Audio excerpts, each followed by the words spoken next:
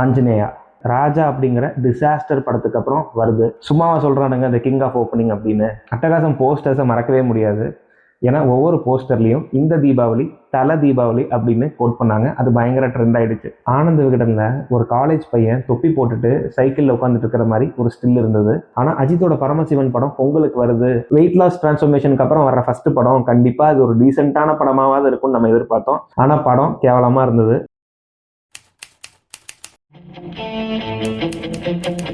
I'm back.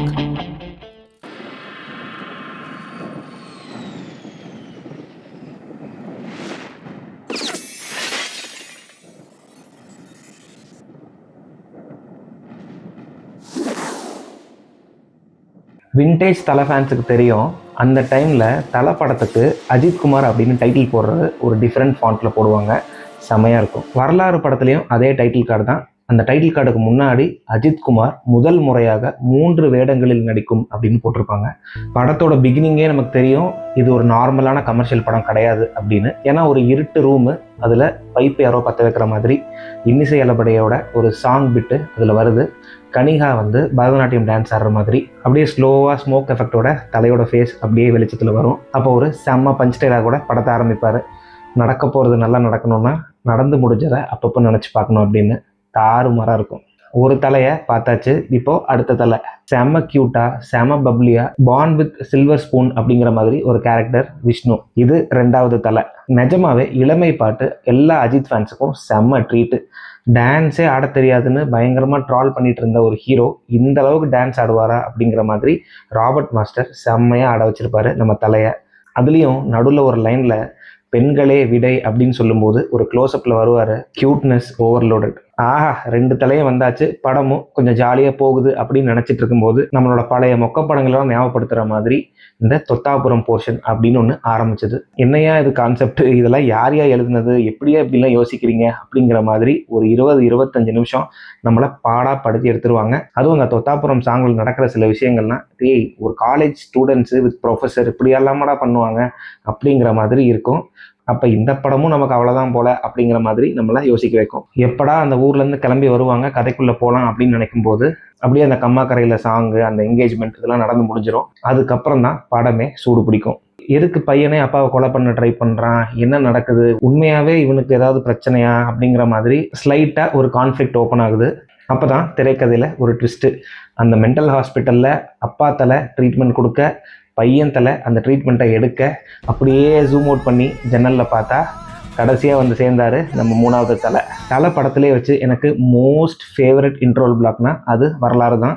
பில்லா மங்காத்தாவை விட எனக்கு வரலாறு இன்ட்ரோல் பிளாக் ரொம்ப பிடிக்கும். ஏன்னா அந்த ஒரே ஒரு ஃப்ரேம், ஒரு டயலாக் கூட கிடையாது, மொத்த ஃபர்ஸ்ட் ஹாஃபே சூப்பர் அப்படிங்கிற மாதிரி நம்மளை ஃபீல் பண்ண வைக்கும்.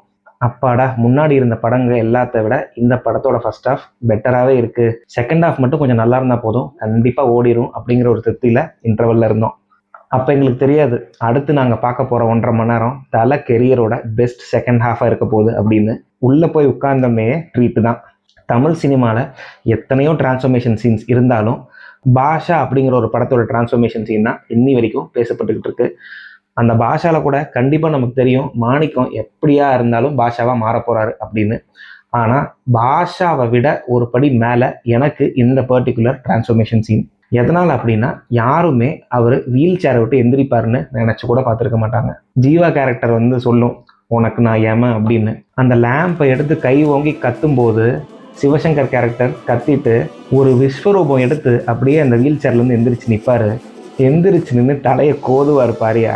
தியேட்டரில் ஒரு தலைவெறியன் கத்துனா இப்போ நினச்சாலே எனக்கு கூஸ் பம்ப்ஸ் வருது. எங்கள் தலை சேர்லேருந்து மட்டும் எந்திரிக்கலடா, கெரியர்லேயும் எந்திரிச்சிட்டாரு அப்படின்னு. ஜீவா கேரக்டர் ஜன்னல் வழியாக குதிச்சு தப்பிச்சதுக்கப்புறம் விஷ்ணு கேரக்டர் வரும். அப்போ விஷ்ணு கேரக்டர் இத்தனை நாளாக நடக்காத உங்கள் கால்கள் எப்படி அவனை பார்த்தோன்னே நடந்துச்சு, அம்மா அவன் யார், அவன் நீங்கள் எப்படி நடக்கிறீங்கன்னு மாற்றி மாற்றி சிவசங்கர் கேரக்டர் பார்த்து கேள்வி கேட்டுகிட்டே இருப்பார். அப்போ எங்கள் அம்மாவுக்கு என்ன தான் ஆச்சு, எங்கள் அம்மாவை நீங்கள் தான் கொன்னீங்களா அப்படின்னு கேட்கும்போது ஒரு க்ளோஸ்அப்பு, தலை ஒரு லுக் விடுவா இருப்பார். என்ன பர்ஃபார்மன்ஸு. அதுக்கப்புறம் அந்த ஃபேமஸ் ஃப்ளாஷ்பேக் லீடு, உனக்காக தான்டா எல்லாமே உனக்காகன்னு சொல்லிட்டு அந்த ஃபோனை எட்டி உதச்சிட்டு காலை தட்ட தட்ட ஃப்ளாஷ்பேக்கில் அவர் ஒரு பரதநாட்டியம் டான்ஸராக ரிவீல் ஆகும். என்ன ஒரு க்ரியேட்டிவிட்டி, என்ன ஒரு லீட் ஃபார் த ஃப்ளாஷ்பேக். அவர் காலை தட்ட ஆரம்பிச்சதுலேருந்து நெக்ஸ்ட்டு நடக்க போகிற 20-25 நிமிஷத்துக்கு தேட்டர்காரன்லாம் தலையில் துண்டை போட்டுட்டு என் தேட்டர் இனிமேல் தப்பிக்குமா, என் தேட்டரை இனிமேல் என்னால் பழைய நிலைமையில் பார்க்க முடியுமான்னு உட்காந்துருப்பானுங்க. அந்த அளவுக்கு ஆட்டம், கொலை ஆட்டம், மரண ஆட்டம். எத்தனையோ செலிப்ரேஷன் மூவி பார்த்துருக்கேன், எத்தனையோ ஃபெஸ்டிவல் மூவிஸ் பார்த்துருக்கேன்.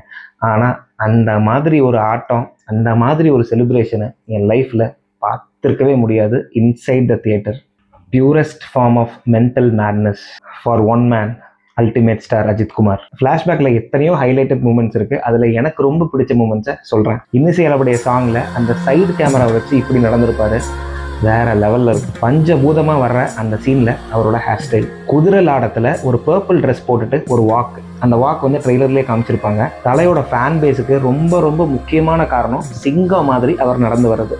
அப்படிப்பட்ட ஒரு சிங்கத்தை ஒரு ஃபெமினைன் மாதிரி நடந்து வர வச்ச KS ரவிக்குமார் அதை ஒத்துக்கிட்டு இப்படியும் என்னால் நடக்க முடியும், இப்படி நடந்தும் என்னோட ஃபேன்ஸை நான் என்ஜாய் பண்ண வைக்க முடியும் அப்படின்னு காட்டின அந்த ஒரு கட்ஸு.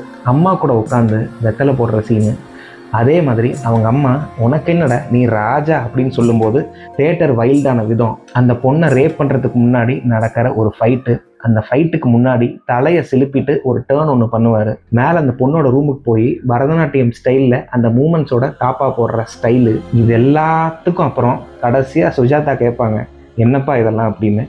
அப்போ அவர் பேசுகிற ஃபேமஸ் பஞ்ச் டைலாக் பேசி முடிச்சுட்டு அவர் நடந்து போகிற விதம், அப்பா என்னென்னமோ படத்தெல்லாம் ரீரிலீஸ் பண்ணுறானுங்க. வரலாறு படத்தை மட்டும் ரீரிலீஸ் பண்ணால் அது எந்த ஊரில் ரீரிலீஸ் பண்ணாலும் சரி, நான் கண்டிப்பாக போய் அந்த படத்தை பார்த்தே ஆவேன். ஏன்னா அந்த படம் கொடுத்த கூஸ்பம்ஸ் மூமெண்ட்ஸு, அந்த படம் கொடுத்த செலிப்ரேஷன்ஸ், அந்த படம் கொடுத்த சர்ரியல் மூமெண்ட்ஸ் எனக்கு வேறு எந்த படமும் கொடுத்ததே கிடையாது. படத்தோட டைரக்டர் KS ரவிக்குமார். அவர் டைரக்ட் பண்ணுற படம் எல்லா படத்துலையுமே அவர் ஒரு கேமியோ பண்ணுவார். ஆனால் எனக்கு இந்த படத்தில் அவர் பண்ண கேமியோ ரொம்ப பிடிக்கும். கதையோடு சேர்ந்து சூப்பராக இருக்கும். ஆல்சோ ஆஸ் அ டைரக்டராக டுவல் ரோல் CGலாம் ரொம்ப ரொம்ப மோசமாக இருக்கும், ரொம்ப அவசரத்தில் எடுத்திருப்பாங்க போல்.